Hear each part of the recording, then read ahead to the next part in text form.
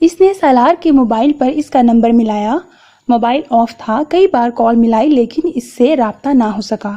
امامہ نے موبائل بند کر دیا۔ اس نے ایک بیگ میں اپنے چند جوڑے کپڑے اور دوسری چیزیں رکھ لیں۔ اس کے پاس کچھ زیورات اور رقم بھی تھی، اس نے انہیں بھی اپنے بیگ میں رکھ لیا۔ پھر جتنی بھی قیمتی چیزیں اس کے پاس تھیں جنہیں وہ آسانی کے ساتھ لے جا سکتی تھی اور بعد میں بیچ کر پیسے حاصل کر سکتی تھی، وہ انہیں اپنے بیگ میں رکھتی گئی۔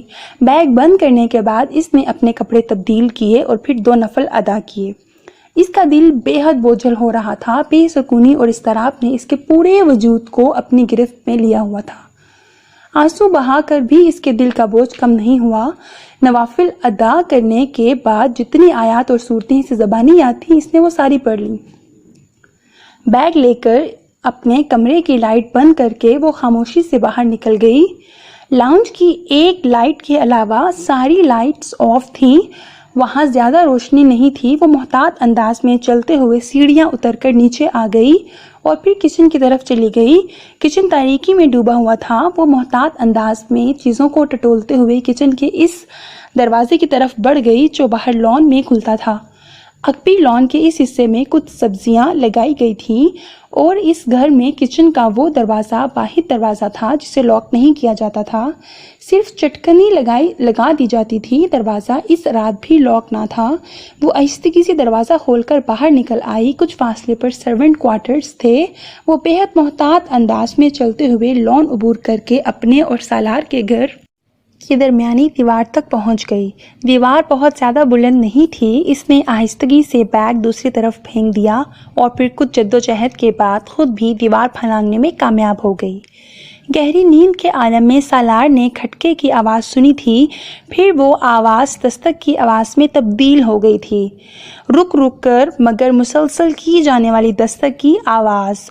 وہ اوندھے منہ پیٹ کے بل سو رہا تھا۔ دستک کی آواز نے اس کی نیند توڑ دی تھی۔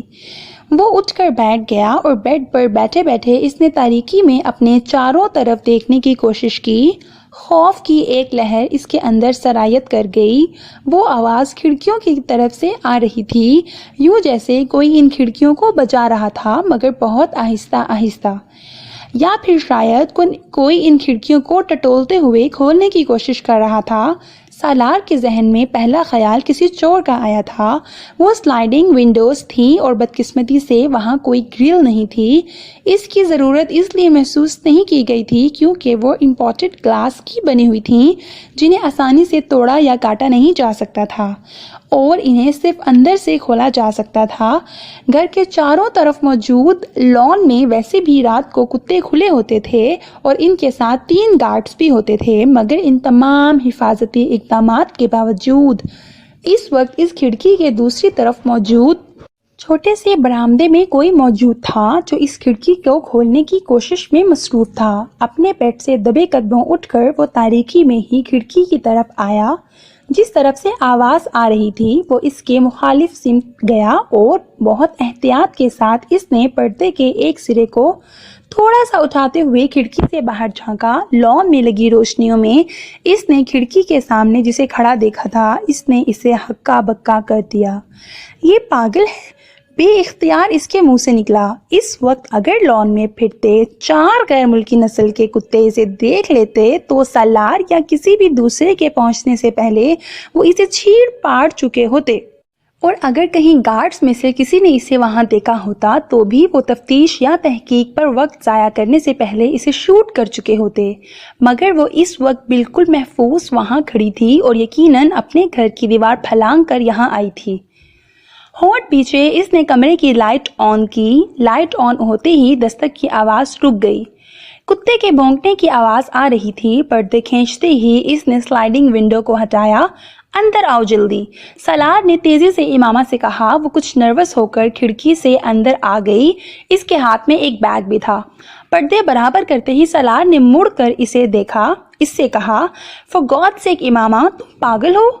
امامہ نے جواب میں کچھ نہیں کہا۔ وہ اپنا بیگ اپنے پیروں میں رکھ رہی تھی۔ تم دیوار کراس کر کے آئی ہو؟ ہاں۔ تمہیں گارڈز یا کتوں میں سے کوئی دیکھ لیتا تو اس وقت باہر تمہاری لاش پڑی ہوتی۔ میں نے تمہیں بہت دفعہ رنگ کیا، تمہارا موبائل آف تھا، کوئی دوسرا راستہ نہیں تھا میرے پاس۔ سالار نے پہلی بار اس کا چہرہ غور سے دیکھا۔ اس کی آنکھیں سوجی ہوئی اور چہرہ ستا ہوا تھا۔ وہ بڑی سی سفید چادر لپیٹے ہوئے تھی، مگر اس چادر اور اس کے کپڑوں پر جگہ جگہ مٹی کے داغ تھے۔ تم مجھے لاہور چھوڑ کر آ سکتے ہو؟ وہ کمرے کے وسط میں کھڑی اس سے پوچھ رہی تھی۔ اس وقت؟ اس نے حیرانی سے پوچھا۔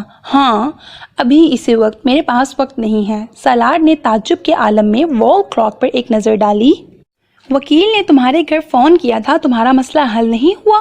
امامہ نے نفی میں سر ہلایا۔ نہیں، وہ لوگ مجھے صبح کہیں بھجوا رہے ہیں، میں تمہیں اسی لیے سارا دن فون کرتی رہی، مگر تم نے موبائل آن نہیں کیا۔ میں چاہتی تھی تم وکیل سے کہو کہ وہ بلز کے ساتھ آ کر مجھے وہاں سے آزاد کرائے، مگر تم سے کانٹیکٹ نہیں ہوا، اور کل اگر تم سے کانٹیکٹ ہوتا بھی تو کچھ نہیں ہو سکتا تھا، کیونکہ وہ لوگ اس سے پہلے ہی مجھے کہیں شفٹ کر دیتے، اور یہ ضروری تو نہیں کہ مجھے یہ پتا ہوتا کہ وہ مجھے کہاں شفٹ کر رہے ہیں۔ سالار نے جمائل لی، اسے نیند آ رہی تھی۔ تم بیٹھ جاؤ، اس نے امامہ سے کہا۔ وہ ابھی تک کھڑی تھی۔ تم اگر مجھے لاہور نہیں پہنچا سکتے تو کم از کم بس سٹینڈ تک پہنچا دو، میں وہاں سے خود لاہور چلی جاؤں گی، اس نے سالار کو نیند میں دیکھ کر کہا۔ میرا اندازہ ہے کہ اس وقت تو کوئی گاڑی لاہور نہیں جا رہی ہوگی، میں تمہیں صبح… امامہ نے اس کی بات کاٹ دی۔ نہیں، صبح نہیں، میں صبح تک یہاں سے نکل جانا چاہتی ہوں۔ اگر لاہور کی گاڑی نہیں ملی تو میں کسی اور شہر کی گاڑی میں بیٹھ جاؤں گی، پھر وہاں سے لاہور چلی جاؤں گی۔ تم بیٹھو تو صحیح، سالار نے اس سے ایک بار پھر کہا۔ وہ ایک لمحے کے لیے ہچکچائی، پھر صوفے پر جا کر بیٹھ گئی۔ سالار خود ہی اپنے بیڈ کی پائنتی پر بیٹھ گیا۔ لاہور تم کہاں جاؤ گی؟ اس نے پوچھا۔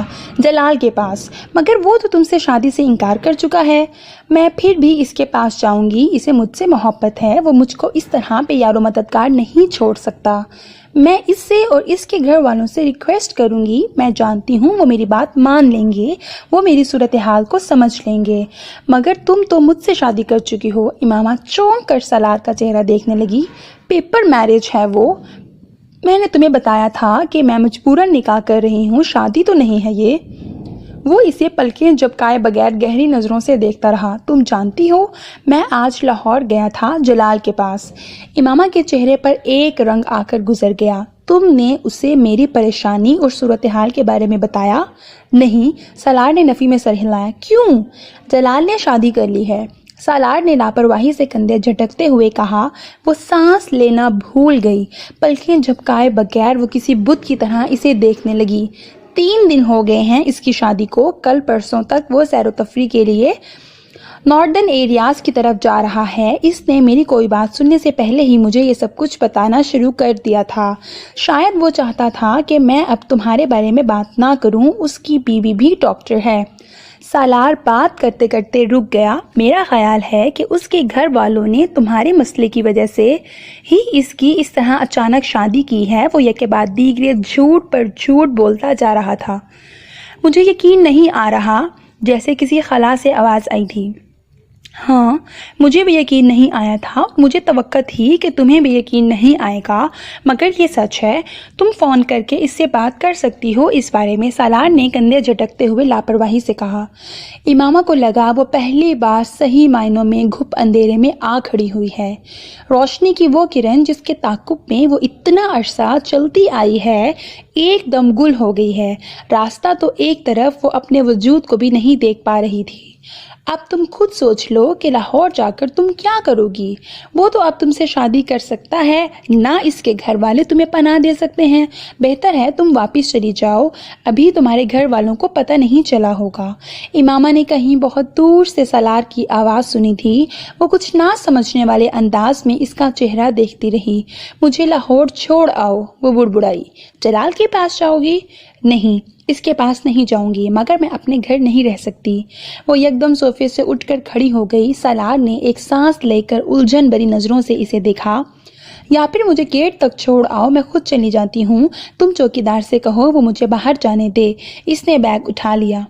تمہیں اندازہ ہے کہ یہاں سے بس سٹینڈ کتنی دور ہے؟ اتنی دھند اور سردی میں تم پیدل وہاں تک جا سکو گی؟ جب اور کچھ نہیں رہا میرے پاس تو دھند اور سردی سے مجھے کیا ہوگا؟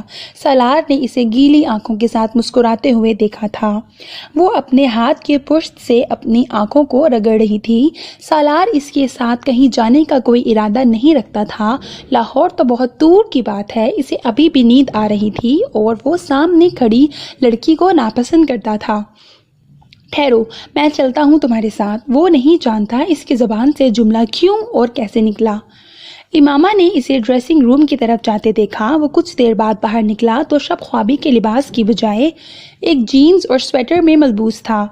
اپنے بیڈ کی سائڈ ٹیبل سے اس نے کی چین اور گھڑی کے ساتھ ساتھ اپنا والیٹ بھی اٹھایا۔ امامہ کے قریب آ کر اس نے بیگ لینے کے لیے ہاتھ بڑھایا۔ نہیں، میں خود اٹھا لوں گی۔ اٹھا لیتا ہوں۔ اس نے بیگ لے کر کندھے پر ڈال دیا۔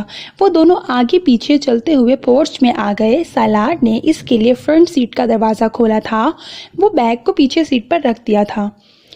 گاڑی گیٹ کی طرف آتے دیکھ کر چوکیدار نے خود ہی گیٹ کھول دیا تھا، مگر اس کے قریب سے گزرتے ہوئے سالار نے اس کی آنکھوں میں اس حیرت کو دیکھ لیا تھا جو اس کی نظروں میں رات کے اس وقت فرنٹ سیٹ پر بیٹھی ہوئی امامہ کو دیکھ کر آئی تھی۔ یقیناً وہ حیران ہوا ہوگا، وہ لڑکی اس وقت اس گھر میں کہاں سے آئی تھی؟ تم مجھے بس اسٹینڈ پر چھوڑو گے؟ مین روڈ پر آتے ہی امامہ نے اس سے پوچھا۔ سالار نے ایک نظر گردن موڑ کر اسے دیکھا۔ نہیں، میں تمہیں لاہور لے جا رہا ہوں۔ اس کی نظریں سڑک پر مرکوز تھیں۔ گاڑی اس بڑی سڑک پر دوڑ رہی تھی جو تقریباً سنسان تھی، ٹریفک نہ ہونے کے برابر تھا۔ اسٹیئرنگ پر دایاں ہاتھ رکھے اس نے بائیں ہاتھ کو منہ کے سامنے رکھ کر جمائی روکی اور نیند کے غلبے کو بھگانے کی کوشش کی۔ اس کے برابر کی سیٹ پر بیٹھی ہوئی امامہ بے آواز رو رہی تھی اور سالار اس بات سے باخبر تھا۔ وہ وقتاً فوقتاً اپنے ہاتھ میں پکڑے رومال سے اپنی آنکھیں پونچھتی اور اپنی ناک رگڑ لیتی اور پھر سامنے ونڈ اسکرین سے باہر سڑک پر نظریں جما کر رونا شروع کر دیتی۔ سالار وقفے سے اس پر اچٹتی نظر ڈالتا رہا۔ اس نے امامہ کو کوئی تسلی دینے یا چپ کروانے کی کوشش نہیں کی تھی۔ اس کا خیال تھا کہ وہ خود ہی کچھ دیر آنسو بہا کر خاموش ہو جائے گی، مگر جب 8 گھنٹہ گزر جانے کے بعد بھی وہ اسی رفتار سے روتی رہی تو وہ کچھ اکتانے لگا۔ اگر تمہیں گھر سے اس طرح بھاگ آنے پر اتنا پچھتاوا ہونا تھا تو پھر تمہیں گھر سے بھاگنا ہی نہیں چاہیے تھا، سالار نے خاموشی کو توڑتے ہوئے کہا۔ امامہ نے اس کی بات کا کوئی جواب نہیں دیا۔ ابھی بھی کچھ نہیں بگڑا، ابھی تو شاید تمہارے گھر میں کسی کو تمہاری غیر موجودگی کا پتہ بھی نہیں چلا ہوگا۔ اس نے کچھ دیر اس کے جواب کا انتظار کے بعد اسے مشورہ دیا۔ مجھے کوئی پچھتاوا نہیں ہے۔ اس بار اس نے چند لمحے خاموش رہنے کے بعد قدرے بھرائی ہوئی مگر مستحکم آواز میں کہا۔ تو پھر تم کیوں رو رہی ہو؟ سالار نے فوراً پوچھا۔ تمہیں بتانے کا کوئی فائدہ نہیں ہے، وہ ایک بار پھر آنکھیں پونچھتے ہوئے بولی۔ سالار نے گردن موڑ کر اسے غور سے دیکھا اور پھر گردن سیدھی کر لی۔ لاہور میں کس کے پاس جاؤ گی؟ پتہ نہیں۔ امامہ کے جواب پر سالار نے قدرے حیرانی سے اسے دیکھا۔ کیا مطلب؟ تمہیں پتہ نہیں ہے کہ تم کہاں جا رہی ہو؟ فی الحال تو نہیں۔ تو پھر آخر تم لاہور جا ہی کیوں رہی ہو؟ تو پھر اور کہاں جاؤں؟ تم اسلام آباد میں ہی رہ سکتی ہو۔ کس کے پاس؟ لاہور میں بھی تو کوئی نہیں ہے جس کے پاس تم رہ سکو، اور وہ بھی مستقل جلال کے علاوہ۔ سالار نے آخری 3 لفظوں پر زور دیتے ہوئے گردن موڑ کر اسے دیکھا۔ اس کے پاس جا رہی ہو تم؟ کچھ دیر بعد اس نے قدرے چپتے ہوئے انداز میں پوچھا۔ نہیں، جلال میری زندگی سے نکل چکا ہے۔ سالار اندازہ نہیں کر سکا کہ اس کی آواز میں مایوسی زیادہ تھی یا افسردگی۔ اس کے پاس کیسے جا سکتی ہوں میں؟ تو پھر اور کہاں جاؤ گی؟ سالار نے ایک بار پھر تجسس کے عالم میں پوچھا۔ یہ تو میں لاہور جانے پر ہی طے کروں گی کہ مجھے کہاں جانا ہے، کس کے پاس جانا ہے، امامہ نے کہا۔ سالار نے کچھ بے یقینی کے عالم میں اسے دیکھا۔ کیا واقعی وہ نہیں جانتی تھی کہ اسے کہاں جانا تھا، یا پھر وہ اسے بتانا نہیں چاہتی تھی؟ گاڑی میں ایک بار پھر خاموشی چھا گئی۔ تمہارا فیونسی کیا نام ہے اس کا؟ ہاں، اشرد، کافی اچھا ہینڈسم آدمی ہے۔ ایک بار پھر سالار نے ہی اس خاموشی کو توڑا۔ اور یہ جو دوسرا آدمی تھا جلال، اس کے مقابلے میں تو کچھ بھی نہیں ہے۔ کچھ زیادتی نہیں کرتی تم نے اشرد کے ساتھ؟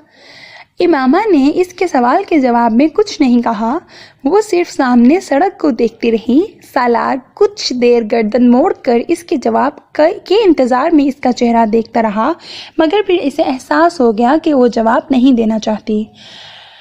میں تمہیں سمجھ نہیں پاتا، جو کچھ تم کر رہی ہو اسے بھی نہیں۔ تمہاری حرکتیں بہت بہت عجیب ہیں اور تم اپنی حرکتوں سے زیادہ عجیب ہو، سالار نے کچھ دیر خاموش رہنے کے بعد کہا۔ اس بار امامہ نے گردن موڑ کر اسے دیکھا۔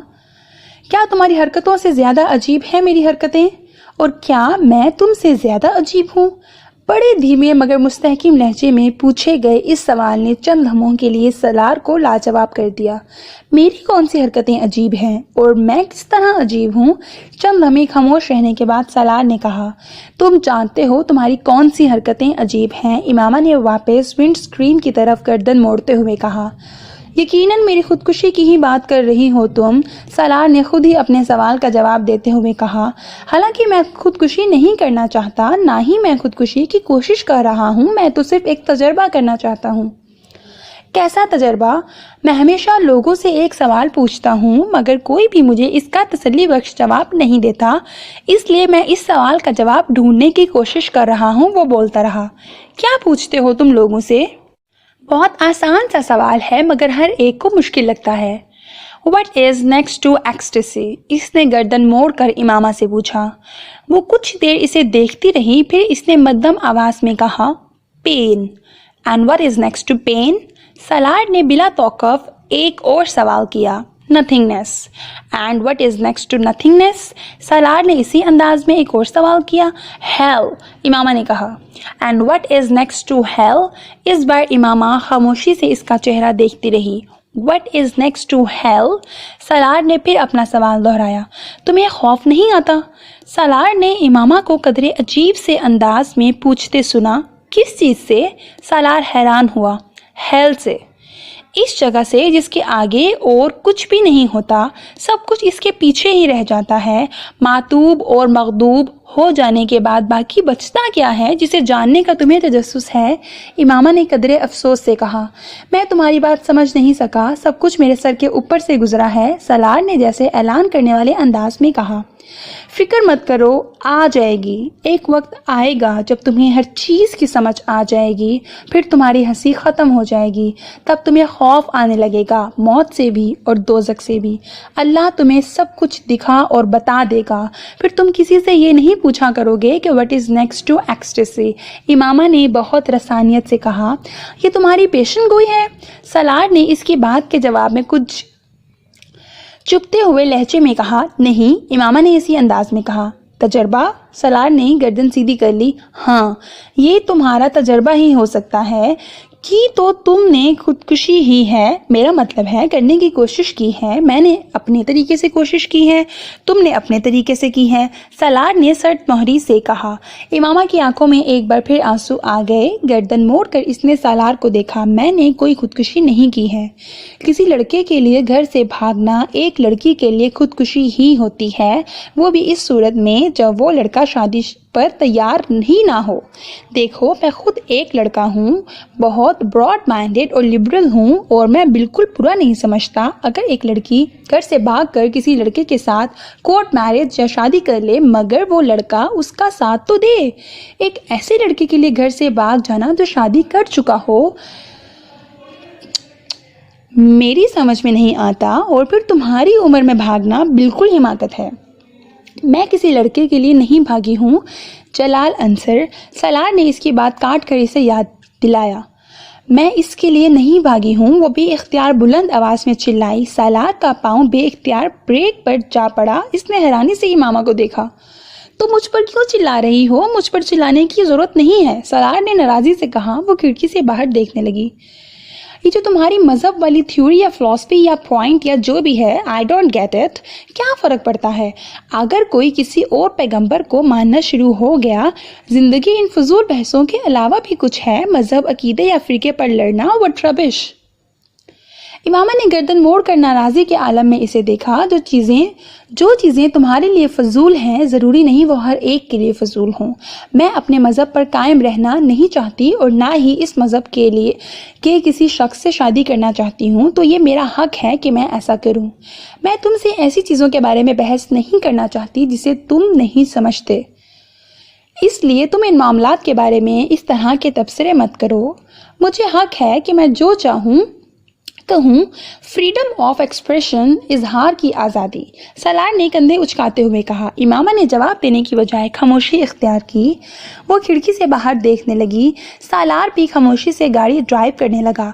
یہ جلال انصر میں اس کی بات کر رہا تھا۔ وہ کچھ دیر کی خاموشی کے بعد ایک بار پھر اپنے اسی موضوع کی طرف آ گیا۔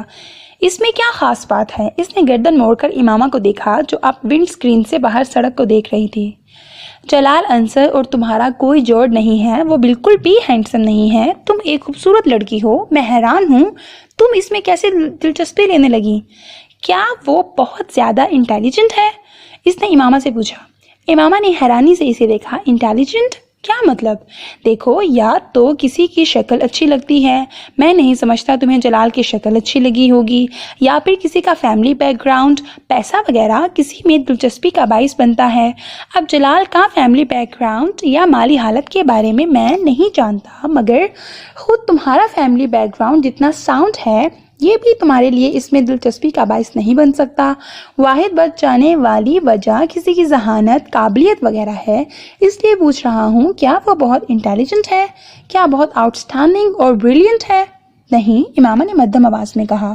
سالار کو مایوسی ہوئی۔ تو پھر تم اس کی طرف متوجہ کیسے ہوئی؟ امامہ ونڈ اسکرین سے باہر لائٹس کی روشنی میں نظر آنے والی سڑک دیکھتی رہی۔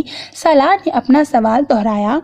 صرف کندھے اچکاتے ہوئے وہ دوبارہ ڈرائیونگ پر توجہ دینے لگا۔ گاڑی میں ایک بار پھر خاموشی چھا گئی۔ وہ نعت بہت اچھی پڑھتا ہے۔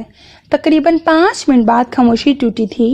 ونڈ اسکرین سے باہر دیکھتے ہوئے مدھم آواز میں امامہ یوں بڑبڑائی تھی جیسے خود کلامی کر رہی ہو۔ سالار نے اس کا جملہ سن لیا تھا مگر اسے وہ ناقابل یقین لگا۔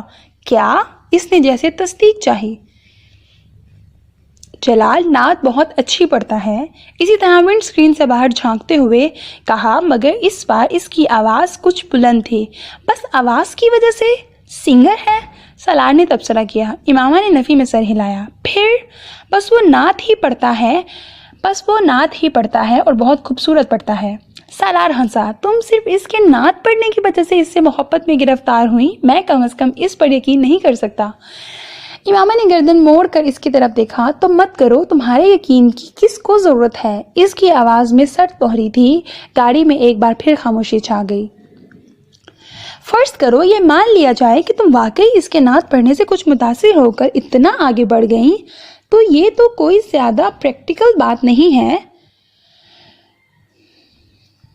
باربرا کارتلینڈ کے ناول والا رومانس ہی ہو گیا یہ تو، اور تم ایک میڈیکل کی اسٹوڈنٹ ہو کر اتنا امیچور ذہن رکھتی ہو۔ سالار نے بے رحمی سے تبصرہ کیا۔ امامہ نے ایک بار پھر گردن موڑ کر اسے دیکھا۔ میں بہت میچور ہوں، بہت زیادہ۔ پچھلے 2-4 سالوں میں مجھ سے زیادہ پریکٹیکل ہو کر کسی نے چیزوں کو نہیں دیکھا ہوگا۔ میری رائے محفوظ ہے۔ ہو سکتا ہے تمہارا پریکٹیکل ہونا میرے پریکٹیکل ہونے سے مختلف ہو۔ اینی وے، میں جلال کی بات کر رہا تھا، وہ جو تم نعت وغیرہ کا ذکر کر رہی تھیں، اس کی بات۔ بعض چیزوں پر اپنا اختیار نہیں ہوتا، میرا بھی نہیں ہے۔ اس پر امامہ کی آواز میں شکستگی تھی۔ میں پھر تم سے اتفاق نہیں کرتا۔ ہر چیز اپنے اختیار میں ہوتی ہے، کم از کم اپنی فیلنگز، ایموشنز اور ایکشنز پر انسان کا کنٹرول ہوتا ہے۔ ہمیں پتہ ہوتا ہے کہ ہم کس شخص کے لیے کس طرح کی فیلنگز ڈیولپ کر رہے ہیں، کیوں کر رہے ہیں، اس کا بھی پتہ ہوتا ہے، اور جب تک ہم باقاعدہ ہوش و حواس میں رہتے ہوئے ان فیلنگز کو ڈیولپ نہیں ہونے دیتے، وہ نہیں ہوتی۔ اس لیے یہ نہیں مان سکتا کہ ایسی چیزوں پر اپنا کنٹرول ہی نہ رہے۔ اس نے بات کرتے ہوئے دوسری بار امامہ کو دیکھا اور اسے احساس ہوا کہ وہ اس کی بات نہیں سن رہی۔ وہ پلکیں جھپکائے بغیر ونڈ اسکرین کو دیکھ رہی تھی، یا شاید ونڈ اسکرین سے باہر دیکھ رہی تھی۔ اس کی آنکھیں متورم تھیں اور اس وقت بھی ان میں نمی آ رہی تھی۔ وہ ذہنی طور پر کہیں اور موجود تھی، کہاں یہ وہ نہیں جان سکتا تھا۔ اسے وہ ایک بار پھر اب نارمل لگی۔ بہت دیر تک خاموشی سے گاڑی ڈرائیو کرتے رہنے کے بعد سالار نے قدرے اکتا کر ایک بار پھر اسے مخاطب کیا۔ نعت پڑھنے کے علاوہ اس میں اور کون سی کوالٹی ہے؟ اس کی آواز بلند تھی۔ امامہ بے اختیار چونک گئی۔ نعت پڑھنے کے علاوہ اس میں اور کیا کوالٹی ہے؟ سالار نے اپنا سوال دہرایا۔ ہر وہ کوالٹی جو ایک اچھے انسان، اچھے مسلمان میں ہوتی ہے، امامہ نے کہا۔ مثلاً؟ سالار نے بھویں اچکاتے ہوئے کہا۔ اور اگر نہ بھی ہوتی تو بھی وہ شخص حضرت محمد صلی اللہ علیہ وآلہ وسلم سے اتنی محبت کرتا ہے کہ میں اسے اسی ایک کوالٹی کی خاطر کسی بھی دوسرے شخص پر ترجیح دیتی۔ سالار عجیب سے انداز میں مسکرایا۔ What a logic! ایسی باتوں کو میں واقعی ہی نہیں سمجھ سکتا۔ اس نے گردن کو نفی میں ہلاتے ہوئے کہا۔ تم اپنی پسند سے شادی کرو گے یا اپنے پیرنٹس کی پسند سے؟ امامہ نے اچانک اس سے پوچھا۔ وہ حیران ہوا۔ آف کورس اپنی پسند سے، پیرنٹس کی پسند سے شادی والا زمانہ تو نہیں ہے یہ۔ اس نے کندھے اچکاتے ہوئے لاپرواہی سے کہا۔ تم بھی تو کسی کوالٹی کی وجہ سے ہی کوئی لڑکی پسند کرو گے، شکل و صورت کی وجہ سے یا پھر جس سے تمہاری انڈرسٹینڈنگ ہو جائے، اس سے ایسا ہی ہوگا نا؟ وہ پوچھ رہی تھی۔ یقیناً، سالار نے کہا۔ میں بھی تو یہی کر رہی ہوں۔ اپنی اپنی ترجیحات کی بات ہوتی ہے۔ تم ان چیزوں کی بنا پر کسی سے شادی کرو گے، میں بھی ایسی ہی ایک وجہ کی بنا پر شادی کرنا چاہتی تھی، جلال انصر سے۔ وہ رکی۔ میری خواہش ہے میری شادی اس سے ہو جو حضرت محمد صلی اللہ علیہ وآلہ وسلم سے مجھ سے زیادہ محبت رکھتا ہو۔ جلال انصر آپ صلی اللہ علیہ وآلہ وسلم سے مجھ سے زیادہ محبت کرتا تھا۔ مجھے لگا مجھے اسی شخص سے شادی کرنی چاہیے۔ میں نے تم سے کہا بعض چیزوں پر اختیار نہیں ہوتا، بعض خواہشات بس ان سے چھٹکارا پانا ممکن نہیں ہوتا۔ اس نے افسردگی سے سر کو جھٹکتے ہوئے کہا۔ اور اب جب وہ شادی کر چکا ہے تو اب تم کیا کرو گی؟ پتہ نہیں۔ تم ایسا کرو کہ تم کسی اور نعت پڑھنے والے کو ڈھونڈ لو، تمہارا مسئلہ حل ہو جائے گا۔ وہ مذاق اڑانے والے انداز میں ہنسا۔ امامہ پلکیں جھپکائے بغیر اسے دیکھتی رہی۔ وہ صفاقی کی حد تک بے حس تھا۔ اس طرح کیوں دیکھ رہی ہو؟ میں مذاق کر رہا ہوں۔ وہ اب اپنی ہنسی پر قابو پا چکا تھا۔ امامہ نے کچھ کہنے کے بجائے گردن موڑ لی۔ تمہیں تمہارے فادر نے مارا ہے؟ سالار نے پہلے کی طرح کچھ دیر خاموش رہنے کے بعد بولنے کا معمول جاری رکھا۔ تمہیں کس نے بتایا؟ امامہ نے اسے دیکھے بغیر کہا۔ ملازمہ نے، سالار نے اطمینان سے جواب دیا۔ بیچاری یہ سمجھ رہی ہے کہ تم جو یہ شادی سے انکار کر رہی ہو وہ میری وجہ سے کر رہی ہو، اس لیے اس نے مجھ تک تمہاری حالت زار بڑے دردناک انداز میں پہنچائی تھی۔ مارا ہے تمہارے فادر نے؟ ہاں، اس نے بے تاثر انداز میں کہا۔ کیوں؟ میں نے پوچھا نہیں۔ شاید وہ ناراض تھے اس لیے۔ تم نے کیوں مارنے دیا؟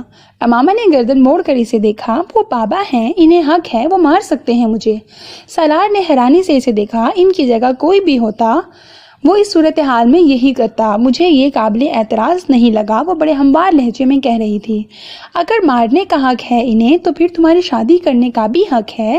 اس پر اتنا ہنگامہ کیوں کھڑا کر رہی ہو تم؟ سالار نے چپتے ہوئے لہجے میں کہا۔ کسی مسلمان سے کرتے اور چاہے جہاں مرضی کر دیتے، میں کروا لیتی، چاہے وہ جلال انصر نہ ہوتا۔ استہزائیہ انداز میں کہا۔ چاہے وہ جلال انصر نہ ہوتا؟ استہزائیہ انداز میں کہا۔ ہاں، اب بھی آخر کون سا ہو گئی ہے اس سے؟ اس کی آنکھوں میں ایک بار پھر نمی جھلملا رہی تھی۔ تو تم ان سے یہ کہہ دیتی۔ کہا تھا، تم سمجھتے ہو میں نے نہیں کہا ہوگا؟ مجھے ایک بات پر بہت حیرانی ہے، سالار نے چند لمحوں کے بعد کہا۔ آخر تم نے مجھ سے مدد لینے کا فیصلہ کیوں کیا؟ بلکہ کیسے کر لیا؟ تم مجھے خاصا ناپسند کرتی تھی۔ اس نے امامہ کی بات کا جواب دیے بغیر بات جاری رکھی۔ میرے پاس تمہارے علاوہ دوسرا کوئی آپشن تھا ہی نہیں، امامہ نے مدھم آواز میں کہا۔ میری اپنی کوئی فرینڈ اس طرح میری مدد کرنے کی پوزیشن میں نہیں تھی جس طرح کوئی لڑکا کر سکتا تھا۔ ارشد کے علاوہ میں صرف جلال اور تم سے واقف تھی، اور سب سے قریب ترین صرف تم تھے جس سے میں فوری رابطہ کر سکتی تھی، اس لیے میں نے تم سے رابطہ کیا۔ وہ مدھم آواز میں رک رک کر بولتی رہی۔ تمہیں یقین تھا کہ میں تمہاری مدد کروں گا؟ نہیں، میں نے صرف ایک رسک لیا تھا۔ مجھے کیسے یقین ہو سکتا تھا مجھے کہ تم میری مدد کرو گے؟ میں نے تمہیں بتایا نا، میرے پاس تمہارے علاوہ اور کوئی آپشن تھا ہی نہیں۔ یعنی تم نے ضرورت کے وقت گدھے کو باپ بنا لیا ہے؟ اس نے بے حد عجیب لہجے میں کیے گئے تبصرے نے یکدم امامہ کو خاموش ہو جانے پر مجبور کر دیا۔ وہ بات منہ پر مارنے میں ماہر تھا، مگر اس نے غلط بھی نہیں کہا تھا۔ ویری انٹرسٹنگ، اس نے امامہ کے جواب کا انتظار کیے بغیر کہا، جیسے اپنے تبصرے پر خود ہی محظوظ ہوا تھا۔ میں گاڑی کچھ دیر کے لیے یہاں روکنا چاہ رہا ہوں، سالار نے سڑک کے کنارے بنے ہوئے ایک سستی قسم کے ہوٹل اور سروس اسٹیشن کو دیکھتے ہوئے کہا۔ میں ذرا ٹائر چیک کروانا چاہ رہا ہوں، گاڑی میں دوسرا ٹائر نہیں ہے، رستے میں اگر کہیں ٹائر فلیٹ ہو گیا تو بہت مسئلہ ہوگا۔ امامہ نے صرف سر ہلانے پر اکتفا کیا۔ وہ گاڑی موڑ کر اندر لے گیا۔ اس وقت دور کہیں فجر کی اذان ہو رہی تھی۔ ہوٹل میں کام کرنے والے 2-4 لوگوں کے علاوہ وہاں اور کوئی نہیں تھا۔ اسے گاڑی اندر لاتے دیکھ کر ایک آدمی باہر نکل آیا۔ شاید وہ گاڑی کی آواز سن کر آیا تھا۔ سالار گاڑی کا دروازہ کھول کر نیچے اتر گیا۔ وہ کچھ دیر سیٹ کی پشت سے سر ٹکائے آنکھیں بند کیے بیٹھی رہی۔ اذان کی آواز کچھ زیادہ بلند ہو گئی تھی۔ امامہ نے آنکھیں کھول دیں۔ کار کا دروازہ کھول کر وہ باہر نکل آئی۔ دروازہ کھلنے کی آواز پر سالار نے گردن موڑ کر اسے دیکھا تھا۔ یہاں کتنی دیر رکنا ہے؟ وہ سالار سے پوچھ رہی تھی۔ 10-15 منٹ۔ میں انجن بھی ایک دفعہ چیک کروانا چاہتا ہوں۔ میں نماز پڑھنا چاہتی ہوں، مجھے وضو کرنا ہے، اس نے سالار سے کہا۔ اس سے پہلے کہ سالار کچھ کہتا، اس آدمی نے بلند آواز میں اسے پکارتے ہوئے کہا، باجی وضو کرنا ہے تو اس ڈرم سے پانی لے لیں۔ اور وہ نماز کہاں پڑھے گی؟ سالار نے آدمی سے پوچھا۔ یہ سامنے والے کمرے میں جائے نماز دے دیتا ہوں۔ وہ اب پائپ اتار رہا تھا۔ پہلے جائے نماز دے دوں پھر انجن آ کر چیک کرتا ہوں، اس آدمی نے اس کمرے کی طرف جاتے ہوئے کہا۔ سالار نے دور سے امامہ کو اس ڈرم کے پاس کچھ تذبذب کی حالت میں کھڑے دیکھا۔ وہ لاشعوری طور پر آگے چلا آیا۔ وہ تارکول کا ایک بہت بڑا خالی ڈرم تھا جسے ایک ڈھکن سے کور کیا گیا تھا۔ اس میں سے پانی کیسے لوں؟ امامہ نے قدموں کی چاپ پر پیچھے مڑ کر دیکھا۔ سالار نے ادھر ادھر نظر دوڑائی۔ کچھ فاصلے پر ایک بالٹی پڑی ہوئی تھی۔ وہ اس بالٹی کو اٹھا لایا۔ میرا خیال ہے کہ یہ اسی بالٹی کو پانی نکالنے کے لیے استعمال کرتے ہیں، اس نے امامہ سے کہتے ہوئے ڈرم کا ڈھکن اٹھایا اور اس میں سے پانی بالٹی میں بھر لیا۔ میں کرا دیتا ہوں وضو۔ سالار کو اس کے چہرے پر تذبذب نظر آیا مگر پھر کچھ کہنے کے بجائے وہ اپنی آستین اوپر کرنے لگی۔ اپنی گھڑی اتار کر اس نے سالار کی طرف بڑھا دی اور پنجوں کے بل زمین پر بیٹھ گئی۔ سالار نے اس کے بڑے ہوئے ہاتھوں پر کچھ پانی ڈالا۔ امامہ کو بے اختیار جیسے کرنٹ لگا۔ اس نے یکدم اپنے ہاتھ پیچھے کر لیے۔ کیا ہوا؟ سالار نے کچھ حیرانی سے کہا۔ کچھ نہیں، پانی بہت ٹھنڈا ہے، تم پانی ڈالو۔ وہ ایک بار پھر ہاتھ پھیلا رہی تھی۔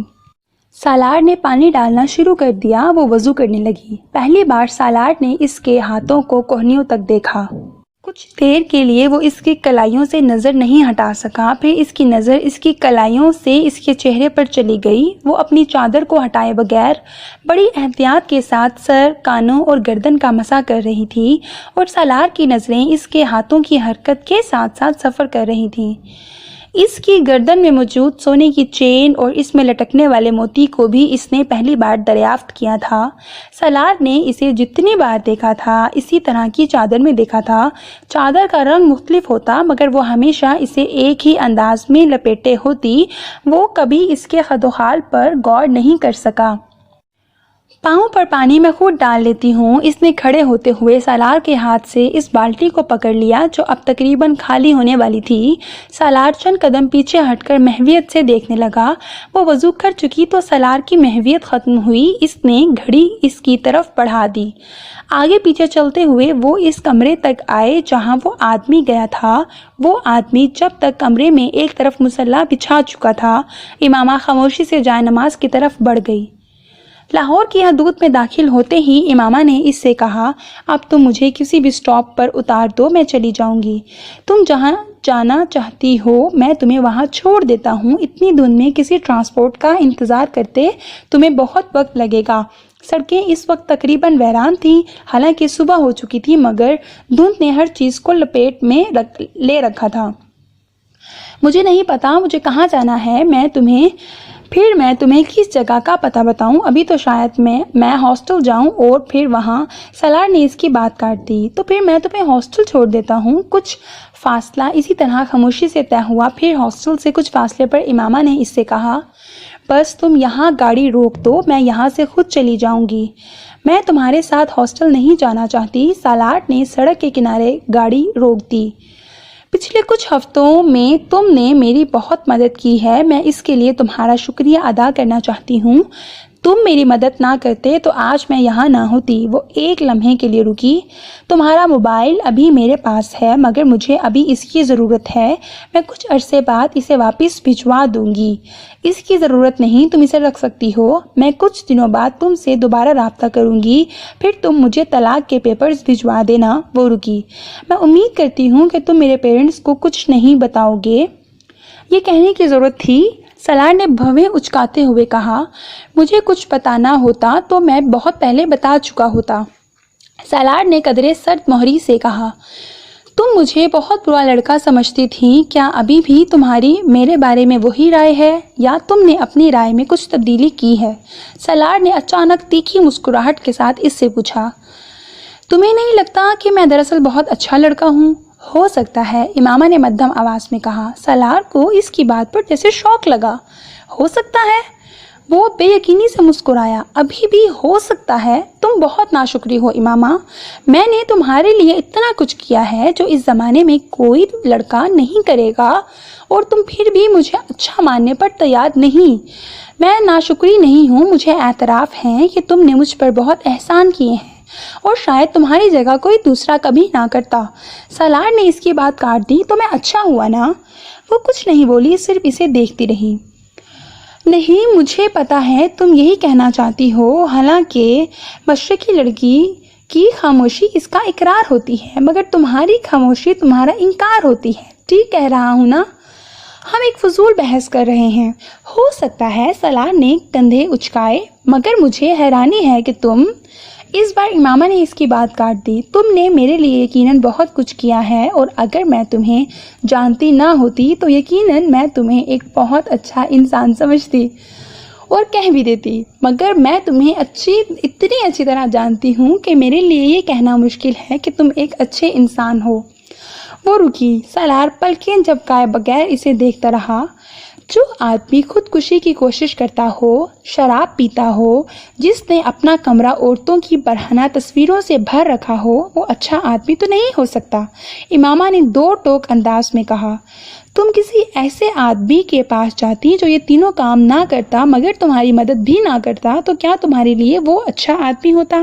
سالار نے تیز آواز میں کہا، جیسے جلال انصر؟ امامہ کے چہرے کا رنگ بدل گیا۔ ہاں، اس نے میری مدد نہیں کی، مجھ سے شادی نہیں کی، مگر اس کا مطلب یہ نہیں کہ وہ برا ہو گیا ہے۔ وہ اچھا آدمی ہے، ابھی بھی میرے نزدیک اچھا آدمی ہے، اور میں نے تمہاری مدد کی، تم سے شادی کی، مگر یقیناً اس کا یہ مطلب نہیں ہے کہ میں اچھا آدمی ہو گیا ہوں، میں برا آدمی ہوں۔ وہ عجیب سے انداز میں کہتے ہوئے مسکرایا۔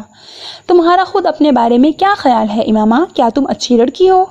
اس نے اچانک چپتے ہوئے انداز میں پوچھا، اور پھر جواب کا انتظار کیے بغیر کہنے لگا، میرے نزدیک تم بھی اچھی لڑکی نہیں ہو۔ تم بھی ایک لڑکے کے لیے اپنے گھر سے بھاگی ہو، اپنے منگیتر کو دھوکہ دیا ہے تم نے، اپنی فیملی کی عزت کو خراب کیا ہے تم نے۔ سالار نے ہر لحاظ بالائے طاق رکھتے ہوئے صاف گوئی سے کہا۔ امامہ کی آنکھوں میں ہلکی سی نمی آ گئی۔ تم ٹھیک کہتے ہو، میں واقعی اچھی لڑکی نہیں ہوں۔ ابھی مجھے یہ جملہ بہت سے لوگوں سے سننا ہے۔ میں تمہیں بہت لمبی چوڑی وضاحت دے سکتی ہوں، مگر اس کا کوئی فائدہ نہیں، تم ان چیزوں کو نہیں سمجھ سکتے۔ فرض کرو میں تمہیں لاہور نہ لے کر آتا، کہیں اور لے جاتا، پھر؟ مگر میں تمہیں بحفاظت یہاں لے آیا، یہ میرا تم پر کتنا بڑا احسان ہے، تمہیں اندازہ ہے اس کا؟ امامہ گردن موڑ کر اسے دیکھنے لگی۔ مجھے یقین تھا تم مجھے کہیں اور نہیں لے جاؤ گے۔ وہ اس کی بات پر ہنسا۔ مجھ پر یقین تھا؟ کیوں؟ میں تو ایک برا لڑکا ہوں۔ مجھے تم پر یقین نہیں تھا، اللہ پر یقین تھا۔ سالار کے ماتھے پر کچھ بل پڑ گئے۔ میں نے اللہ اور اپنے پیغمبر صلی اللہ علیہ وآلہ وسلم کے لیے سب کچھ چھوڑ دیا ہے۔ یہ کبھی نہیں ہو سکتا تھا کہ وہ مجھے تمہارے جیسے آدمی کے ہاتھوں رسوا کرتے، یہ ممکن ہی نہیں تھا۔ فرض کرو ایسا ہو جاتا۔ سالار مصر ہوا۔ میں ایسی بات کیوں فرض کروں جو نہیں ہوئی؟ وہ اپنی بات پر قائم تھی۔ یعنی تم مجھے کسی قسم کا کوئی کریڈٹ نہیں دو گی؟ وہ مذاق اڑانے والے انداز میں مسکرایا۔ اچھا فرض کرو میں اب تمہیں جانے نہیں دیتا تو تم کیا کرو گی؟ گاڑی کا دروازہ جب تک میں نہیں کھولوں گا نہیں کھلے گا، یہ تم جانتی ہو۔ اب بتاؤ تم کیا کرو گی؟ وہ یک تک اسے دیکھتی رہی۔ یا میں یہ کرتا ہوں۔ سالار نے ڈیش بورڈ پر پڑا ہوا اپنا موبائل اٹھایا اور اس پر ایک نمبر ڈائل کرنے لگا۔ کہ تمہارے گھر فون کر دیتا ہوں۔ اس نے موبائل کی اسکرین کو اس کی آنکھوں کے سامنے لہرایا۔ اس پر امامہ کے گھر کا نمبر تھا۔ میں انہیں تمہارے بارے میں بتاتا ہوں کہ تم کہاں ہو، کس کے ساتھ ہو، پھر یہاں سے تمہیں سیدھا پولیس اسٹیشن لے جا کر ان کی تحویل میں دے دیتا ہوں۔ تو پھر تمہارے اعتقاد اور اعتبار کا کیا ہوا؟ وہ مذاق اڑانے والے انداز میں کہہ رہا تھا۔ امامہ چپ چاپ اسے دیکھتی رہی۔ سالار کو بے حد خوشی محسوس ہوئی۔ سالار نے موبائل آف کرتے ہوئے ایک بار پھر اس کی آنکھوں کے سامنے لہرایا۔ کتنا بڑا احسان کر رہا ہوں میں تم پر کہ ایسا نہیں کر رہا۔ اس نے موبائل کو دوبارہ ڈیش بورڈ پر رکھتے ہوئے کہا۔ حالانکہ تم بے بس ہو، کچھ بھی نہیں کر سکتی۔ اسی طرح رات کو میں تمہیں کہیں اور لے جاتا تو تم کیا کر لیتی؟ میں تمہیں شوٹ کر دیتی۔ سالار نے حیرانی سے اسے دیکھا، پھر کہکہا مار کر ہنسا۔ کیا کر دیتی؟ میں تمہیں شوٹ کر دیتی۔ اس نے اسی انداز میں رک کر اسے کہا۔ وہ اسٹیئرنگ پر دونوں ہاتھ رکھ کر کھلکھلا کر ہنسا۔ کبھی زندگی میں پسٹل دیکھا بھی ہے تم نے؟ اس نے امامہ کا مذاق اڑاتے ہوئے کہا۔ سالار نے اسے جھکتے اور اپنے پاؤں کی طرف ہاتھ بڑھاتے دیکھا۔ جب وہ سیدھی ہوئی تو اس نے سالار سے کہا، شاید اسے کہتے ہیں۔ سالار ہنسنا بھول گیا۔ اس کے دائیں ہاتھ میں چھوٹے سائز کا ایک بہت خوبصورت اور قیمتی لیڈیز پستول تھا۔ سالار پستول پر اس کے ہاتھ کی گرفت دیکھ کر جان گیا تھا کہ وہ کسی اناڑی کے ہاتھ میں نہیں تھا۔ اس نے بے یقینی سے امامہ کو دیکھا۔ تم مجھے شوٹ کر سکتی تھی؟ ہاں، میں تمہیں شوٹ کر سکتی تھی، مگر میں نے ایسا نہیں کیا کیونکہ تم نے مجھے کوئی دھوکہ نہیں دیا، اس نے مستحکم آواز میں کہا۔ اس نے پستول سالار کی طرف نہیں کیا تھا، صرف اپنے ہاتھ میں رکھا تھا۔ گاڑی کا لاک، اس نے بات ادھوری چھوڑتے ہوئے سالار سے کہا۔ سالار نے غیر ارادی طور پر اپنی طرف موجود بٹن دبا کر لاک کھول دیا۔ امامہ نے دروازہ کھول دیا۔ وہ اب پستول اپنی گود میں موجود بیگ میں رکھ رہی تھی۔ دونوں کے درمیان مزید کوئی بات نہیں ہوئی۔ امامہ نے گاڑی سے باہر نکل کر اس کا دروازہ بند کر دیا۔ سالار نے اسے تیز قدموں کے ساتھ ایک قریب آتی ہوئی ویگن کی طرف جاتے اور پھر اس میں سوار ہوتے دیکھا۔ اس کی قوت مشاہدہ بہت تیز تھی۔ وہ کسی بھی شخص کے چہرے کو پڑھ سکتا تھا اور اسے اس چیز کا بڑا ظلم تھا، مگر وہاں اس دھند آلود سڑک پر گاڑی پر بیٹھے ہوئے اس نے اعتراف کیا وہ امامہ ہاشم کو نہیں جان سکا تھا، اور اگلے کئی منٹ اسٹیئرنگ پر دونوں ہاتھ رکھے بے یقینی کے عالم میں وہیں بیٹھا رہا۔ امامہ ہاشم کے لیے اس کی ناپسندیدگی میں کچھ اور اضافہ ہو گیا تھا۔ وہ واپسی پر دھند کی پرواہ کیے بغیر پوری رفتار سے گاڑی چلا کر آیا تھا۔ پورا راستہ اس کا ذہن اسی ادھیڑ بن میں لگا ہوا تھا کہ اس نے پستول آخر کہاں سے نکالا تھا۔ وہ پورے وثوق سے کہہ سکتا تھا کہ جس وقت وہ وضو کے لیے پاؤں دھو رہی تھی اس وقت وہ پستول اس کی پنڈلی کے ساتھ نہیں تھا، ورنہ وہ ضرور اسے دیکھ لیتا۔ بعد میں نماز پڑھنے کے دوران بھی وہ بغور اسے سر سے پاؤں تک دیکھتا رہا تھا۔ پستول تب بھی اس کی پنڈلی کے ساتھ بندھا ہوا نہیں تھا۔ وہ برگر کھانے اور چائے پینے کے بعد گاڑی میں آ کر بیٹھ گئی تھی اور وہ کچھ دیر بعد گاڑی میں آیا تھا۔ وہ یقیناً گاڑی میں موجود اس کے بیگ میں ہی ہوگا، وہ اندازے لگاتا رہا۔ وہ جس وقت اپنے گھر پہنچا اس کا موڈ آف تھا۔ گیٹ سے گاڑی اندر لے جاتے ہوئے اس نے چوکیدار کو اپنی طرف بلایا۔ رات کو میں جس لڑکی کے ساتھ یہاں سے گیا تھا تم اس کے بارے میں کسی کو نہیں بتاؤ گے، بلکہ میں رات کو کہیں نہیں گیا، سمجھ میں آیا؟ اس نے تحکمانہ انداز میں کہا۔ جی، میں کسی کو نہیں بتاؤں گا۔ چوکیدار نے فرمانبرداری سے سر ہلایا۔ وہ احمق نہیں تھا کہ ایسی چیزوں کے بارے میں کسی کو بتاتا پھرتا۔ اپنے کمرے میں آ کر وہ اطمینان کے ساتھ سو گیا۔ اس کا اس دن کہیں جانے کا ارادہ نہیں تھا۔ وہ اس وقت گہری نیند میں تھا جب اس نے اچانک کسی کو اپنے کمرے کے دروازے کو زور زور سے بجاتے سنا۔ وہ یکدم اٹھ کر بیٹھ گیا۔ دروازہ واقعی بج رہا تھا۔ اس نے مندی ہوئی نظروں سے وال کلاک کو دیکھا جو 4 بجا رہا تھا۔ اپنی آنکھوں کو رگڑتے ہوئے وہ اپنے بیڈ سے اٹھ کھڑا ہوا۔ اسے دروازہ بجانے والے پر شدید غصہ آ رہا تھا۔ اسی غصے کے عالم میں اس نے بڑبڑاتے ہوئے ایک جھٹکے کے ساتھ دروازہ کھول دیا۔ باہر ملازم کھڑا تھا۔ کیا تکلیف ہے تمہیں؟ کیوں اس طرح دروازہ بجا رہے ہو؟ دروازہ توڑنا چاہتے ہو تم؟ وہ دروازہ کھولتے ہی ملازم پر چلایا۔ سالار صاحب، باہر پولیس کھڑی ہے، ملازم نے گھبراتے ہوئے انداز میں کہا۔ سالار کا غصہ اور نیند 1 منٹ میں غائب ہو گئے۔ 1 سیکنڈ سے بھی کم عرصے میں وہ پولیس کے وہاں آ جانے کی وجہ جان گیا تھا اور ان کی اور امامہ کے گھر والوں کی اس مستعدی پر حیرت ہوئی۔ آخر چند گھنٹوں میں سیدھے اس تک کیسے پہنچ گئے تھے؟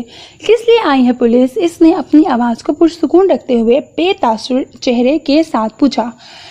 یہ تو جی پتہ نہیں، وہ بس کہہ رہے تھے کہ آپ سے ملنا ہے، مگر چوکیدار نے گیٹ نہیں کھولا۔ اس نے ان سے کہہ دیا ہے کہ آپ گھر پر نہیں ہیں، مگر ان کے پاس آپ کے وارنٹ ہیں، اور وہ کہہ رہے ہیں کہ اگر انہیں اندر نہیں آنے دیا تو وہ زبردستی اندر آ جائیں گے اور تمام لوگوں کو گرفتار کر کے لے جائیں گے۔ سالار نے بے اختیار اطمینان بھرا سانس لیا۔ چوکیدار نے واقعی بڑی عقل مندی کا مظاہرہ کیا تھا۔ اسے یقیناً یہ اندازہ ہو گیا تھا کہ پولیس رات والی لڑکی کے معاملے میں ہی تفتیش کے لیے وہاں آئی تھی، اس لیے اس نے نہ تو پولیس کو اندر آنے دیا، نہ ہی انہیں یہ بتایا کہ سالار گھر پر موجود تھا۔ تم فکر مت کرو، میں کچھ نہ کچھ کرتا ہوں، سالار نے ملازم سے کہا اور واپس اپنے بیڈ روم میں آ گیا۔ کسی عام شہری کا گھر ہوتا تو پولیس شاید دیواریں پھلانگ کر بھی اندر موجود ہوتی، مگر اس وقت وارنٹ ہونے کے باوجود اس گھر کا سائز اور جس علاقے میں وہ واقع تھا انہیں خوف میں مبتلا کر رہے تھے۔ اگر امامہ کا خاندان بھی اثر و رسوخ والا نہیں ہوتا تو شاید اس وقت پولیس اس سیکٹر میں آنے اور خاص طور پر وارنٹ کے ساتھ آنے کی جرات ہی نہ کرتی، مگر اس وقت پولیس کے سامنے آگے کنواں پیچھے کھائی والی صورت تھی۔ سالار نے بیڈ روم کے اندر آتے ہی فون اٹھا کر کراچی سکندر عثمان کو فون کیا۔ پاپا، ایک چھوٹا سا پرابلم ہو گیا ہے، اس نے چھوٹتے ہی کہا۔ یہاں ہمارے گھر کے باہر پولیس کھڑی ہے اور ان کے پاس میری گرفتاری کے وارنٹ ہیں۔ سکندر عثمان کے ہاتھ سے موبائل گرتے گرتے بچا۔ کیوں؟ یہ تو پتہ نہیں بابا، میں سو رہا تھا، ملازم نے جگا کر مجھے بتایا۔ کیا میں جا کر پولیس والوں سے پوچھوں کہ وہ کس سلسلے میں مجھے گرفتار کرنا چاہتے ہیں؟ سالار نے بڑی فرمانبرداری اور معصومیت کے ساتھ سکندر عثمان سے پوچھا۔ نہیں، باہر نکلنے یا پولیس کو اندر بلوانے کی ضرورت نہیں ہے، تم اپنے کمرے میں ہی رہو، میں تھوڑی دیر بعد تمہیں رنگ کرتا ہوں۔ سکندر عثمان نے اجلت کے عالم میں موبائل بند کر دیا۔ سالار نے مطمئن ہو کر فون رکھ دیا۔ وہ جانتا تھا کہ اب کچھ دیر بعد پولیس وہاں نہیں ہوگی، اور واقعی ایسا ہی ہوا تھا۔ 10-15 منٹ کے بعد ملازم نے آ کر اسے پولیس کے جانے کے بارے میں بتایا۔ ملازم ابھی اس سے بات کر ہی رہا تھا جب سکندر نے دوبارہ کال کی تھی۔ پولیس چلی گئی ہے؟ سکندر نے اس کی آواز سنتے ہی کہا۔ ہاں چلی گئی ہے، سالار نے بڑے اطمینان بھرے انداز میں کہا۔ اب تم میری بات ٹھیک طرح سنو، میں اور تمہاری ممی رات کو کراچی سے اسلام آباد پہنچ رہے ہیں، تم تب تک گھر سے کہیں نہیں نکلو گے، سنا تم نے؟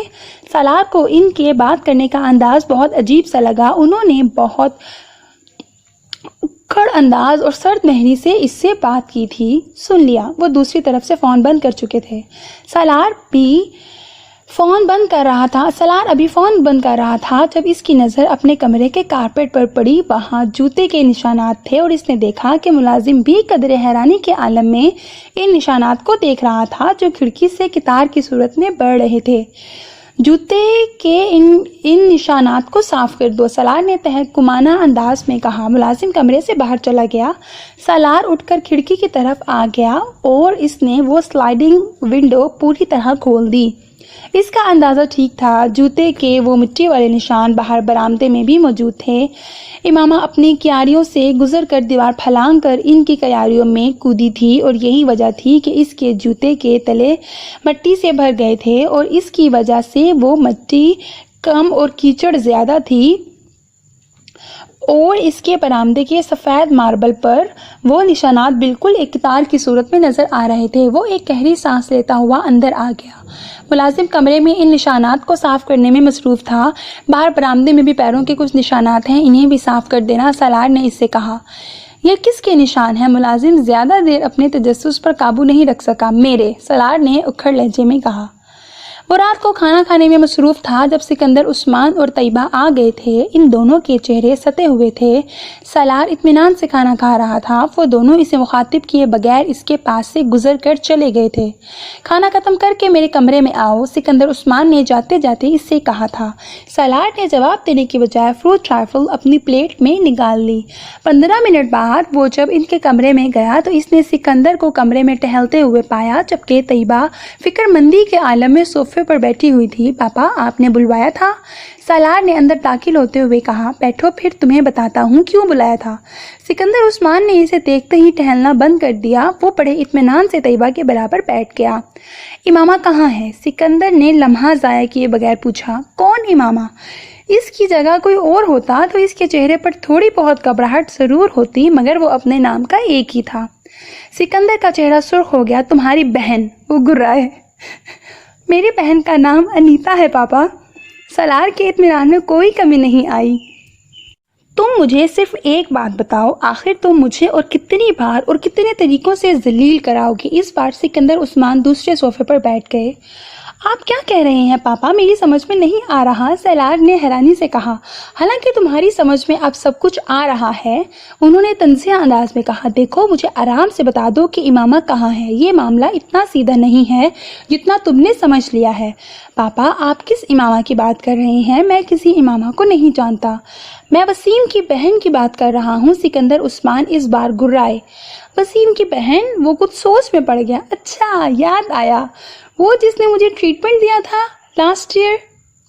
ہاں وہی۔ اب چونکہ تمہاری یادداشت واپس آ گئی ہے، اس لیے مجھے یہ بھی بتا دو کہ وہ کہاں ہے۔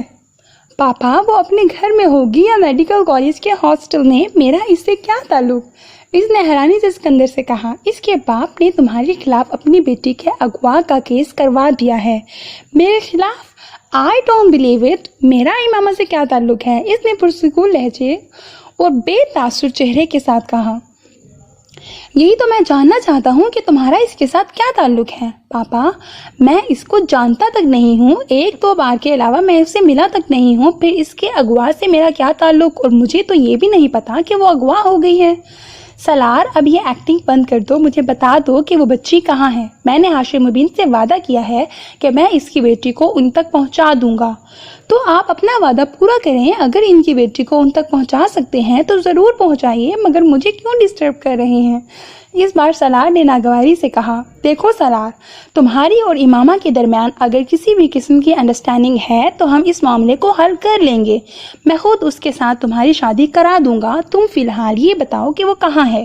سکندر عثمان نے اس بار اپنے لب و لہجے میں تبدیلی لاتے ہوئے کہا۔ For God's sake papa, stop it. کون سی انڈرسٹینڈنگ؟ کیسی شادی؟ میں کسی کے ساتھ میری کسی کے ساتھ انڈرسٹینڈنگ ہوتی تو میں اسے اغوا کروں گا اور میں انڈرسٹینڈنگ ڈیولپ کروں گا امامہ جیسی لڑکی کے ساتھ؟ وہ میری ٹائپ ہے۔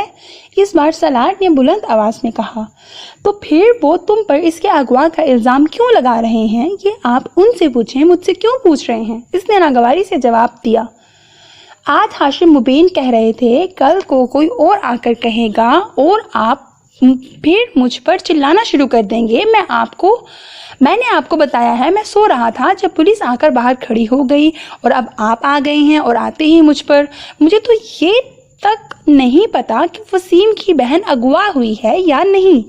آخر وہ لوگ مجھ پر الزام کیوں لگا رہے ہیں؟ کیا ثبوت ہے ان کے پاس کہ میں نے ان کی بیٹی کو اغوا کیا ہے؟ اور بالفرض میں نے اغوا کیا بھی ہے تو کیا میں یہاں اپنے گھر بیٹھا رہوں گا؟ مجھے اس وقت اس لڑکی کے ساتھ ہونا چاہیے۔ سالار تلخی سے بولتا رہا۔ مجھے ایس پی سے تمہارے کیس کی تفصیلات کا پتہ چلا ہے، پھر میں نے کراچی سے ہاشم مبین کو فون کیا، وہ مجھ سے بات کرنے پر تیار نہیں تھا۔ مجھے اس سے بات کرنے کے لیے منتیں کرنی پڑیں۔ اس نے مجھے تمہارے بارے میں بتایا ہے، اس کی بیٹی رات کی غائب ہے اور تم بھی رات کو گئے ہو اور صبح آئے ہو۔ تو پاپا، اس میں اغوا کہاں سے آ گیا؟ پہلی بات تو یہ ہے کہ میں رات کو کہیں نہیں گیا، اور دوسری بات یہ ہے کہ اغوا کرنے کے لیے کسی کے گھر جا کر لڑکی کو زبردستی لے جانا ضروری ہے، اور میں کسی کے گھر نہیں گیا۔ ہاشم مبین کے چوکیدار نے رات کو تمہیں جاتے اور صبح آتے دیکھا ہے۔ اس کا چوکیدار جھوٹا ہے، سالار نے بلند آواز میں کہا۔ میرے چوکیدار نے تمہیں رات کو ایک لڑکی کو کار میں لے جاتے دیکھا ہے، سکندر نے دانت پیستے ہوئے کہا۔ سالار چند لمحے کچھ بول نہ سکا۔ سکندر یقیناً گھر آتے ہی چوکیدار سے بات کر چکے تھے۔ وہ میری ایک فرینڈ تھی جسے میں گھر چھوڑنے گیا تھا، اس نے طیبہ کو دیکھتے ہوئے کہا۔ کون ہے وہ فرینڈ؟ اس کا نام اور پتہ بتاؤ۔ سوری پاپا، میں نہیں بتا سکتا، اٹس پرسنل۔ یہاں اسلام آباد چھوڑنے گئے تھے؟ ہاں۔ تم اسے لاہور چھوڑ کر آئے ہو؟ ایس پی نے مجھے خود بتایا ہے۔ 4 नाकों से गुजरे हो, चारों पर तुम्हारा नंबर नोट किया गया है। रास्ते में तुमने एक सर्विस स्टेशन पर रुक कर गाड़ी चेक करवाई है, इस लड़की के साथ वहाँ खाना खाया है। सिकंदर ने इस सर्विस स्टेशन और होटल का नाम बताते हुए कहा। सलार कुछ देर सिकंदर को देखता रहा मगर इसने कुछ भी नहीं कहा। एसपी ने मुझे ये सब कुछ खुद बताया है, इसने अभी हाशिम मुबीन को ये सब कुछ नहीं बताया। इसने मुझसे कहा है कि मैं तुमसे बात करूं और खामोशी के साथ लड़की को वापस पहुंचा दूं या इसके घर वालों को इस लड़की का पता बता दूं ताकि ये मामला खामोशी से किसी मसले के बगैर ख़त्म हो जाए। मगर वो कब तक हाशिम मुबीन को नहीं बताएगा। वो दोस्ती का लिहाज करके सब कुछ छुपा भी गया तब भी हाशिम मुबीन के और बहुत से ज़राए हैं, इसे वहाँ से पता चल जाएगा और फिर तुम्हारी पूरी ज़िंदगी जेल में गुजरेगी। सिकंदर ने इसे डराने की कोशिश की। वो मुतासिर हुए बगैर इन्हें देखता रहा। अब झूठ बोलना छोड़ दो और मुझे बता दो कि वो लड़की कहाँ है। वो लड़की रेड लाइट एरिया में है। सिकंदर को इसकी बात पर करंट लगा। व्हाट? मैं इसे वहाँ से लाया था, वहीं छोड़ आया हूँ। वो सफ़ेद चेहरे के साथ सलार को देखते रहे।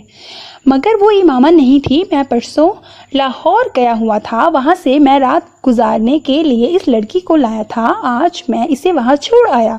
मेरे पास इसका कोई कांटेक्ट नंबर तो नहीं है, मगर आप मेरे साथ लाहौर चलें तो मैं आपको इस लड़की के पास ले जाता हूँ या पता बता देता हूँ। आप खुद या पुलिस को कहें कि वो इस लड़की से तस्दीक कर लें। कमरे में एकदम खामोशी छा गई। तैयबा और सिकंदर बेयकीनी से सालार को देख रहे थे जबकि वो बड़े मुतमईन अंदाज में खिड़कियों से बाहर देख रहा था। मुझे यकीन नहीं आता कि तुम इस तरह की हरकत कर सकते हो, तुम ऐसी जगह जा सकते हो। एक लंबी खामोशी के बाद सिकंदर ने कहा, आई एम सॉरी पापा, मगर मैं जाता हूँ और इस बात का इमामा के भाई वसीम को भी पता है। मैं कई बार वीकेंड पर अपने दोस्तों के साथ वहाँ जाता रहा हूँ और वसीम ये बात जानता है, आप इससे पूछ लें। एड्रेस दो इस लड़की का। वो कुछ देर बाद गुर्राए। मैं अपने कमरे से लेकर आता हूँ, इसने उठते हुए कहा। अपने कमरे में आकर इसने मोबाइल उठाया और लाहौर में रहने वाले अपने एक दोस्त को फ़ोन करने लगा। इसे सारी सूरत हाल बताने के बाद इसने कहा, अकमल, मैं अपने पापा को रेड लाइट एरिया के इस घर का पता दे रहा हूँ जहाँ हम जाते रहते हैं। तुम वहाँ किसी भी ऐसी लड़की को जो मुझे जानती है उसको इस बारे में बता दो। मैं अभी कुछ देर तक तुम्हें दोबारा फ़ोन करता हूँ। वो कहते हुए तेज़ी से एक चिट पर एक एड्रेस लिखने लगा, फिर इसे लेकर सिकंदर के कमरे में आ गया। इसने चिट सिकंदर के सामने कर दी जिसे उन्होंने तकरीबन छीन लिया। एक नज़र इस चिट पर डालकर उन्होंने खशमगी निगाहों से इसे देखा। दफ़ा हो जाओ यहाँ से। वो इत्मीनान से अंदाज में वहाँ से आ गया। अपने कमरे में आकर इसने अकमल को दोबारा फ़ोन किया। मैं तुम्हें वहाँ पहुँचकर फ़ोन करता हूँ, अकमल ने इससे कहा। वो बेड पर लेटकर इसका इंतज़ार करने लगा। 15 मिनट के बाद अकमल ने इसे फ़ोन किया। सलार, मैंने सनिया को तैयार किया है, इसे मैंने सारा मामला समझा दिया है। अकमल ने इसे बताया। वो सनिया को जानता था। अकमल, अब तुम एक कागज़ और पेंसिल लो और मैं कुछ चीज़ें लिखवा रहा हूँ, इसे लिखो, इसने अकमल से कहा और फिर इसे अपने घर के बैरूनी मंजर और लोकेशन की तफसीलात लिखवाने लगा। ये क्या? मैंने देखा हुआ है तुम्हारा घर, अकमल ने कुछ हैरानी से इससे पूछा।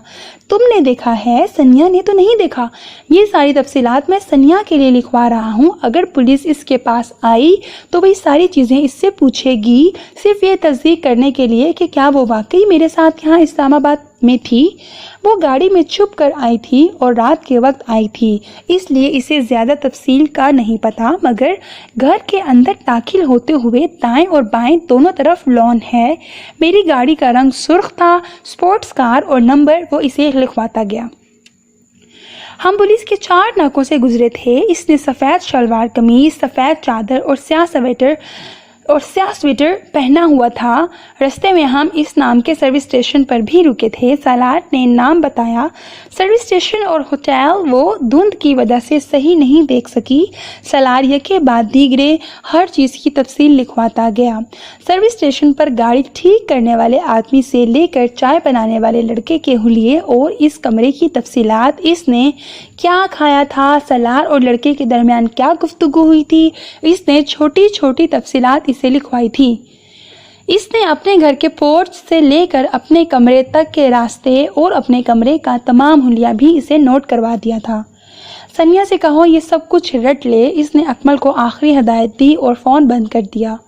فون بند کر کے وہ بیڈ پر بیٹھا ابھی کچھ سوچ رہا تھا جب سکندر عثمان اچانک دروازہ کھول کر اس کے کمرے میں آئے۔ اس لڑکی کا کیا نام ہے؟ سنیا، سالار نے بھی اختیار کہا۔ سکندر عثمان مزید کچھ کہے بغیر کمرے سے نکل گئے۔ ان کے جانے کے بعد سالار کو اس وکیل کا خیال آیا جس کے ذریعے انہوں نے ہاشم مبین احمد سے رابطہ کیا تھا۔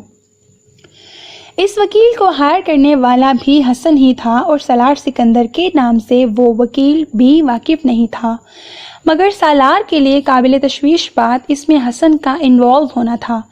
ہاشم مبین احمد اس وکیل سے حسن اور حسن سے اس تک بہت آسانی سے پہنچ سکتے تھے۔ اس نے اگلا فون حسن کو کیا اور حسن کو سارے معاملے کی نوعیت سے آگاہ کیا۔ میں تمہیں پہلے ہی اس سب سے منع کر رہا تھا، اس نے چھوٹتے ہی سالار سے کہا۔ میں وسیم اور اس کی فیملی کو بہت اچھی طرح جانتا ہوں اور ان کے اثر و رسوخ سے بھی بخوبی واقف ہوں، وہ بولتا جا رہا تھا۔ سالار نے کچھ اکتاہٹ بھرے لہجے میں اسے ٹوکا۔ میں نے تمہیں فون اپنے مستقبل کا حال جاننے کے لیے نہیں کیا، میں صرف ایک خطرے سے آگاہ کرنا چاہ رہا ہوں۔ کس خطرے سے؟ حسن چونکا۔ تم نے جو وکیل ہائر کیا تھا وہ اس کے ذریعے تم تک اور پھر مجھ تک بآسانی پہنچ سکتے ہیں، سالار نے اس سے کہا۔ نہیں، وہ مجھ تک نہیں پہنچ سکتے، حسن نے اس کی بات پر قدرے لاپرواہی سے کہا۔ کیوں؟ کیونکہ میں نے سارا کام پہلے ہی بہت محتاط ہو کر کیا ہے۔ وہ وکیل بھی میرے اصلی نام اور پتے سے واقف نہیں ہے، اسے جو ایڈریس اور فون نمبر میں نے دیا تھا وہ جعلی تھا۔ سالار بے اختیار مسکرایا۔ اسے حسن سے ایسی عقل مندی اور چالاکی کی توقع رکھنی چاہیے تھی، وہ ہر کام بڑی صفائی سے سر انجام دینے کا ماہر تھا۔ میں صرف اس کے پاس ایک بار گیا تھا، پھر فون پر ہی رابطہ کیا اور اس ملاقات میں بھی میرا حلیہ بالکل مختلف تھا۔ میں نہیں سمجھتا کہ صرف حلیے سے ہاشم مبین احمد مجھ تک پہنچ سکتے ہیں، اور اگر وہ پہنچ گئے تو پتہ نہیں، اس تو کے بارے میں نے نہیں سوچا۔ حسن نے صاحب کو اسے کہا۔ کیا یہ بہتر نہیں ہے کہ تم کچھ دنوں کے لیے کہیں غائب ہو جاؤ اور یوں ظاہر کرو کہ جیسے تمہاری یہ غیر موجودگی کچھ ضروری کاموں کے لیے تھی؟ سالار نے اسے مشورہ دیا۔ اس سے بہتر مشورہ بھی میرے پاس ہے، میں اس وکیل کو کچھ روپے پہنچا کر یہ ہدایت دے دیتا ہوں کہ ہاشم مبین یا پولیس کے پہنچنے پر وہ انہیں میرا غلط حلیہ بتائے۔ کم از کم اس طرح فوری طور پر میں کسی پریشانی کا شکار نہیں ہوں گا، اور انہی دنوں میں ویسے بھی چند ہفتوں کے لیے انگلینڈ جا رہا ہوں۔ حسن نے بتایا۔ پولیس اگر پہنچ بھی گئی تو تب بھی میں ان کی پہنچ سے بہت دور ہوں گا، مگر مجھے یہ یقین نہیں ہے کہ وہ مجھ تک پہنچ سکیں گی، اس لیے تم اطمینان رکھو۔ اگر تم واقعی اتنے بے فکر اور مطمئن ہو تو ٹھیک ہے، ہو سکتا ہے وہ تم تک نہ ہی آئیں، مگر میں نے پھر بھی سوچا کہ میں تمہیں بتا دوں۔ سالار نے فون بند کرتے ہوئے اس سے کہا۔ ویسے تم اس لڑکی کو اب لاہور میں کہاں چھوڑ کر آئے ہو؟ لاہور کی ایک سڑک پر چھوڑ آیا ہوں، اس کے علاوہ اور کہاں چھوڑ سکتا ہوں؟ اس نے اپنے محلے وقوع اور حد و اربا کے بارے میں کچھ نہیں بتایا، وہ بس چلی گئی۔ عجیب بے وقوف ہو، کم از کم تم تو اس سے اس کا ٹھکانہ پوچھنے کا حوصلہ رکھتے تھے۔ ہاں، مگر مجھے اس کی ضرورت نہیں پڑی۔ سالار نے دانستہ امامہ سے آخری بار ہونے والی اپنی گفتگو کو گول کر دیا۔ میں تو حیران ہوں کہ تم اب کس طرح کے معاملات میں انوالو ہونے لگے ہو۔ اپنی ٹائپ کی لڑکیوں کے ساتھ انوالو ہونا دوسری بات ہے، مگر وسیم کی بہن جیسی لڑکیوں کے ساتھ انوالو ہو جانا، تمہارا ٹیسٹ بھی دن بدن گرتا جا رہا ہے۔ میں انوالو ہوا ہوں؟ تم واقعی عقل سے پیدل ہو، ورنہ کم از کم اس طرح کی بات مجھ سے نہ کرتے۔ ایڈونچر اور انوالومنٹ میں زمین آسمان کا فرق ہوتا ہے حسن صاحب، سالار نے طنزیہ لہجے میں کہا، اور آپ نے یہ فاصلہ ایک ہی چھلانگ میں طے کر لیا ہے سالار صاحب۔ حسن نے بھی اسی کے انداز میں جواب دیا۔ تمہارا دماغ خراب ہے اور کچھ نہیں، اور تمہارا دماغ مجھ سے زیادہ خراب ہے، ورنہ اس طرح کی حماقت کو ایڈونچر کبھی نہ کہتے۔ حسن بھی قدرے جھلایا ہوا تھا۔ اگر تم نے میری مدد کی ہے تو اس کا مطلب یہ نہیں ہے کہ تمہارے منہ میں جو آئے تم کہہ دو۔ سالار کو اس کی بات پر اچانک غصہ آ گیا۔ ابھی میں نے تمہیں کچھ بھی نہیں کہا ہے، تم کس بات کی طرف اشارہ کر رہے ہو؟ یہ ٹیسٹ والی بات کی طرف یا دماغ خراب ہونے والی بات کی طرف؟ حسن نے اسی انداز میں اس کی بات سے متاثر ہوئے بغیر پوچھا۔ اچھا اب منہ بند کر لو، فضول بحث مت کرو۔ اس وقت ان تمام باتوں کو کرنے کا مطلب گڑے مردے اکھاڑنا تھا۔ حسن اب سنجیدہ تھا۔ فرض کرو پولیس کسی صورت ہم تک پہنچ جاتی ہیں اور پھر وہ امامہ کا اتا پتہ جاننے کی کوشش کرتے ہیں تو ہم کیا بتائیں گے؟ اور میں نہیں سمجھتا کہ وہ کبھی بھی اس بات پر یقین کریں گے کہ امامہ کے بارے میں تمہیں کچھ نہیں پتا۔ اس وقت تم کیا کرو گے؟